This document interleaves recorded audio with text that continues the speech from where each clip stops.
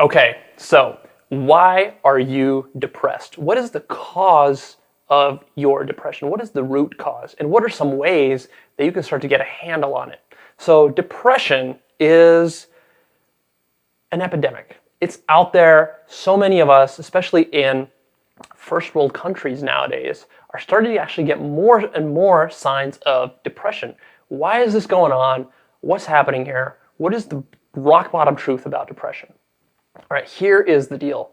I'm going to be blunt with you here, because the bottom line is that the reason you're depressed is because your psychology sucks. I'm not blaming you. I'm telling you a fact. Now, there's really two cases here that I'm going to distinguish.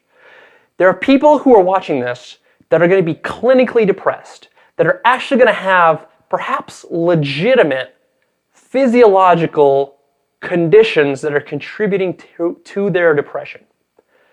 But I want to be very careful about saying that, because most of you, especially when you're in a depressive type of state, are going to be quick to look for a way to be a victim and to not take responsibility for how you're feeling and for the fact that you are causing your own depression. All right? So even though there are clinical cases, which I'm going to suggest that if you are a clinical case, go and see a medical doctor, go see a psychiatrist, put yourself on medication perhaps if that's the right course for you. So there's that. Then there's the other half of you. And I would say it's not the half, it's the majority, by and large the majority, that are really just in a bad psychological state. And that your depression is not really genetic, and it's not really clinical, all right? This is just bad psychology and the fact that you have not taken responsibility for your own personal development. And so that's really what we're going to tackle here. Even if you do have biological, clinical factors to your depression, your psychology still sucks. So you're going to want to look at the psychology. And the fact is that this psychology, getting this in place, is way more important than getting the clinical stuff in place. And that actually you can totally negate the clinical stuff when you get your psychology really into shape. All right, when you really understand yourself, when you understand what's going on here. So I'm going to get into this and I'm going to give you some techniques.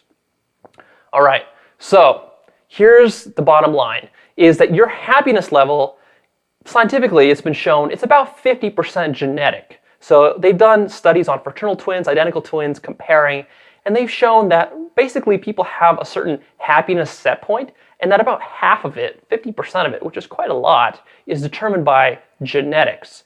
You can read more about this in various research and positive psychology literature that's out there. A lot of new studies are being published all the time right now in the 21st century. But really, the book, The How of Happiness, has some good evidence and discussion about the genetic side of depression. And you can find books and other resources out there that will talk about the genetic causes and maybe some of the clinical causes, some of the chemical imbalances going on in your brain that might be causing it. But I really want to encourage you to stop being a victim and take ownership of it, right? Take ownership of your own psychology, because the software, the mindsets that you've got, the software that's running up in your head is more important, in a sense, than the hardware. And that's not strictly true. I mean, the hardware is really, really important, but I think that people are just so quick to point to external sources of problems that they really ignore the most important source of the problem, which is themselves and their mindsets. So that's what we're getting into. All right, so the biggest reason that you are depressed is because you are too identified with yourself. You're too self-absorbed, and you're too self-identified, and you're too egotistical. Now, this might sound a little bit harsh, and your immediate reaction might be to say, well, egotistical, I'm not egotistical. I'm a really kind and sweet and nice person. I go to church, and I do community service, that I do good things for my family, and I take care of my spouse, and I'm not egotistical. I'm humble. You're egotistical in the sense that you have a strong sense of who you are, and that actually your depression is contributing to your sense of who you are. Now, this is a deep idea. This is actually an enlightenment level idea. And this is something that goes deep. So unless you're a real student of this, you're not going to really understand it when you first start. But I want you to start to just get an idea around what's going on here. You, the person that you think is you, your ego, right? When I say your name, who you think you are, your past history, all your beliefs, all your assumptions about how the world works, all right? The bottom line is that all of that is a concept. All of that is conceptual. It doesn't actually exist anywhere. That I that you call you, that I that is depressed, it doesn't actually exist. Now, it's one thing to understand this conceptually and intellectually. It's another thing to actually be aware of it on an experiential being level. To do that, you need to work on, well, you need to do a lot of deep meditation, deep contemplation, and work towards enlightenment. The more you do that, the more you start to get aware of that, right? That can take months, years of serious work. But the fact still remains that you are extremely identified with who you are, all your problems, all the circumstances that are hurting you, all the ways in which you are a victim. And in a big sense, your depression is about you. You are extremely self-absorbed. When you're focused on yourself so much, and you're focused on all your problems, and you've got these negative thinking patterns that are deep-rooted and are deeply ingrained in your subconscious, you're always running through, you're always worrying, you're always panicky, you're always anxious, you're catastrophizing situations, you're thinking about yourself. That's making you depressed. All right, that is the bottom line of it. You also probably have a negative self-image. At the bottom line, the reason that you're probably going into these spirals of negative thinking and these deep, dark emotions is because you have a negative self-image. So you think something inherently is wrong with you on some level. I don't know what it is. Maybe you think you're unlovable. Maybe you think that you need approval from other people. Maybe you think that happiness can be found out there somewhere and that someone owes you something. Maybe you think that you're not good enough. Maybe you think that life is just hard. It's inherently painful. It has to be painful. There's always suffering around, right? And that you deserve that suffering. Now, a lot of these ideas, they sound silly when we just talk about them, when we voice them consciously. But a lot of times what's happening is that those are operating on you on a subconscious level. You don't even realize what's actually going on here.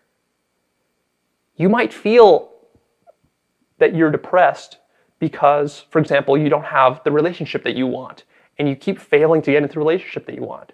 But the reason you keep failing to get into that relationship that you want, and you keep trying and stuff breaks up and you get into bad, miserable relationships, nothing seems to work. The reason that's happening, perhaps, this is just an example, is that actually you're very needy in that relationship and you're very insecure. So whenever you get that relationship, you become very attached, very loving. And you might think, well, what's wrong with that? Well, actually what's happening is that you're not fulfilled with yourself. And the reason that you're becoming so insecure and needy is because you're not comfortable with who you are. You're not fulfilled as yourself. You don't realize that you can be fulfilled by yourself. And the reason that might be is because you feel like you need approval from other people and that you now need to live up to other people's expectations of you. And the reason that might be is because, well, you want to be loved and you feel like love is the most important thing and that you're lacking it. And that on some level, you need that love. And deep down, the reason that you might want that love, for example, is you feel that you are not good enough, just as you are right now, without having to be somebody else. And so that whole chain of beliefs and assumptions and logic, it might be completely logical. It might sound silly, but that whole chain might actually be running on you. And I can bet that a lot of people watching this, if thousands of people are watching this, that a good percentage of you have that exact chain of reasoning going through, which is causing you your miserable relationships. And that pattern will always keep running because that is the subconscious, those are the subconscious layers. So that might be creating a lot of depression for you, right? You have to start to get more in touch with what's really, really going on there. And start to realize that a lot of this stuff is just bullshit. A lot of it is past conditioning from past traumatic experiences, from childhood, from early adulthood. Maybe you've had some bad breakups, you had some trauma, and so those things are holding you back. But that is your personal past history. That is not the case right now. In fact, I can guarantee you that if we put you into a meditation program where we forced you to meditate for an hour every single day for, let's say, 6 months, if we forced you to do that, then your depression would be either entirely lifted or it would make a really big impact on your depression. Because what meditation does, for example, is it puts you in the present moment. And this is a fact, all right? This is not a concept. If you right now you can do this exercise. If you right now drop your past history completely, forget about it, just at least for a second. Forget your past history. Forget your future history. Forget that you have a future. Forget that you have a past. Be completely in the moment right now. Get rid of every single thought that you have in your mind. Get rid of your idea of yourself. Pretend like you are dead. You have no more life. You have no more ego.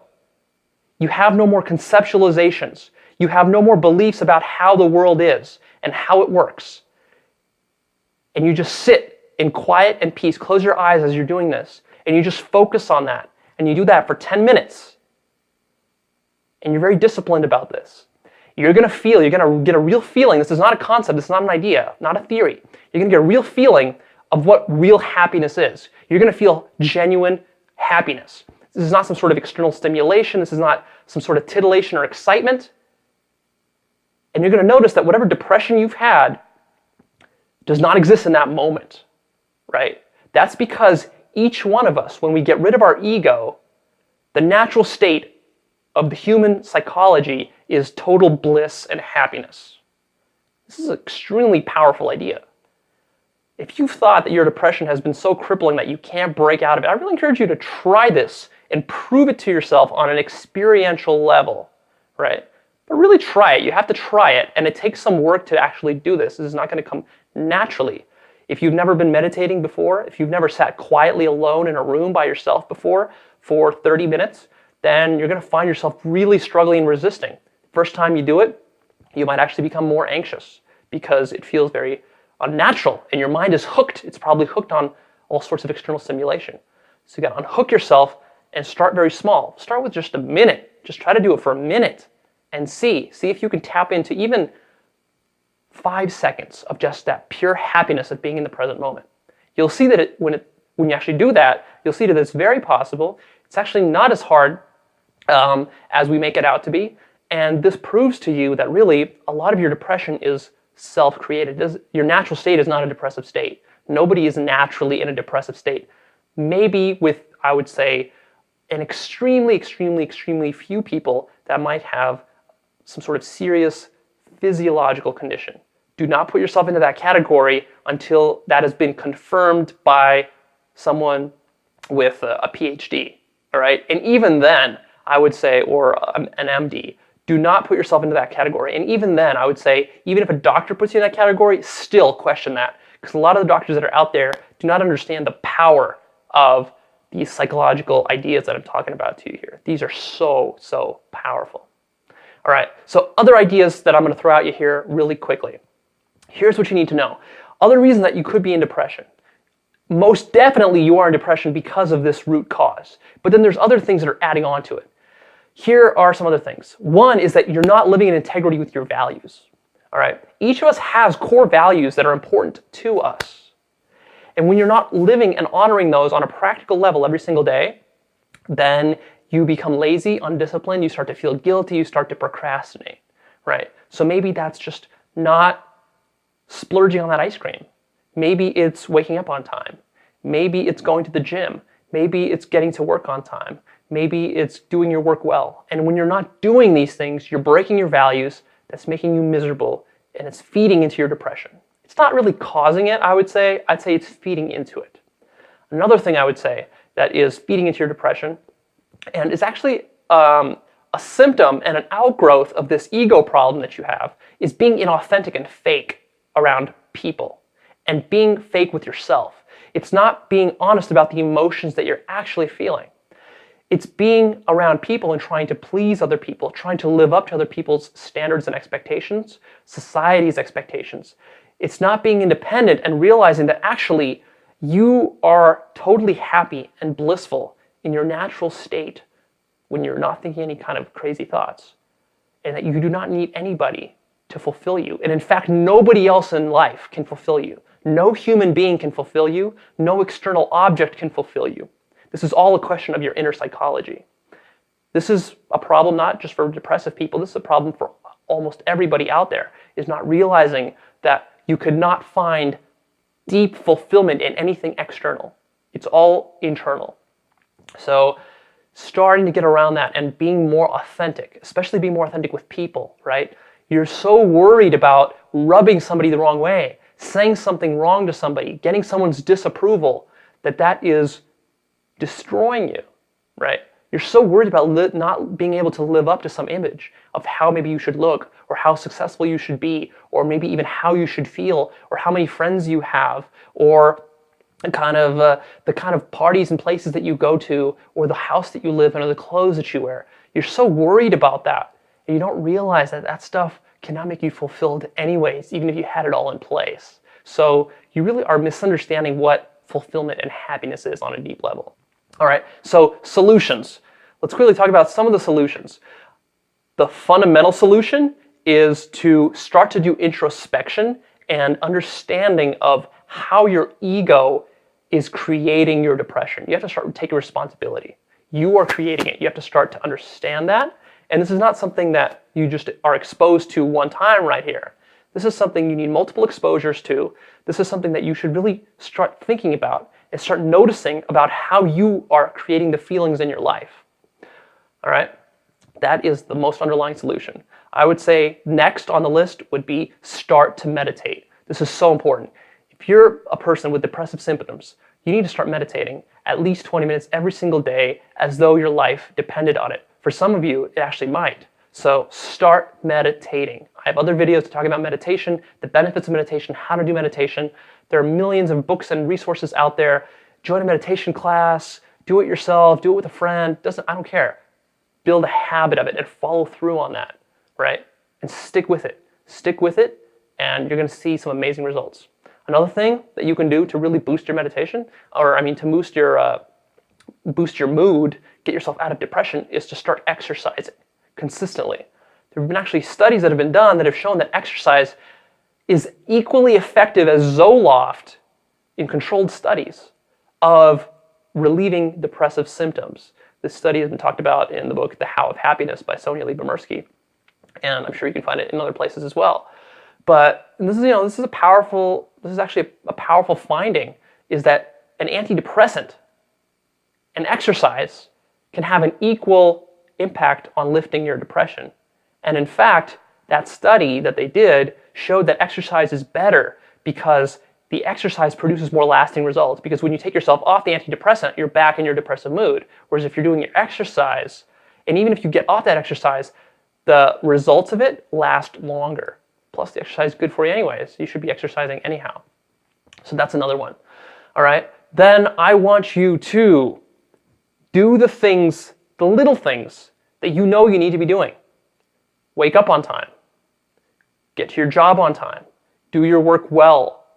Eat healthy. All the little things that are important to you, start doing them. And if you don't know what's important to you, start to clarify that. Values clarification. I talk about value identification. Many other places you can get coaching on that to really get your values, to understand who you are and what's important to you, then start living to those principles. Of course, life purpose. If you're depressed, I can definitely guarantee you've got no life purpose. You probably don't. Because if you've got a strong sense of purpose and you know what you're committed to creating in life, and your life is not about yourself, but it's about serving others, it's about having creative impact, it's very hard to be depressed. That's why I'm rarely depressed, is because I have a very strong sense of life purpose. I've worked on it a lot. So get your life purpose into play. And then if you really want to get a handle on depression, and not only that, but take it to the most highest level possible, I encourage you to look into serious meditation work, serious contemplation work, really research the idea of ego, your subconscious mind, and enlightenment, and commit yourself to that spiritual work that you do with enlightenment, because what that is going to do is that's going to put you in that present blissful state that you are naturally capable of being in.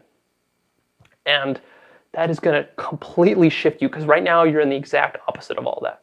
All right? It's not enough to just get yourself out of depression. I mean, what is that? Who wants to just come out of a depression to a normal kind of life? That's probably why you're depressed in the first place. You don't really have a strong sense of purpose.